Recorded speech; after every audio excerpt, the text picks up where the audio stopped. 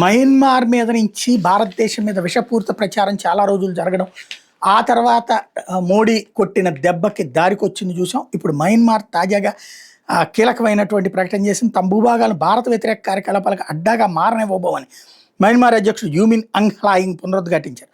5 రోజుల భారత పర్యటన నిమిత్తం యూమిన్ సోమవారం ఢిల్లీకి చేరుకున్నారు. మయన్మార్ పార్లమెంట్ ఎన్నికల్లో గెలిచి అధ్యక్ష పీఠాన్ని అధిరోహించిన 2 నెలలకే ఆయన భారత్లో పర్యటనకు రావడం విశేషం.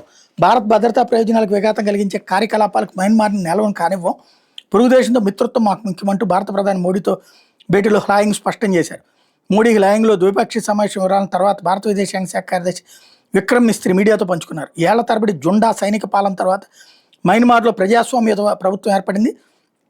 ఈ నేపథ్యంలో హ్లాయింగ్ మోడీతో వాణిజ్య మొదలు, రక్షణ, సరిహద్దు భద్రత అభివృద్ధితో తోడ్పాటు, ఇంధనం, పెట్టుబడులు, వైద్యం, విద్య, కృత్రిమ మేధ వంటి సంక్లిష్ట సాంకేతికతతో పరస్పర సహకారం మీద ద్వైపాక్షిక చర్చలు జరిపారు.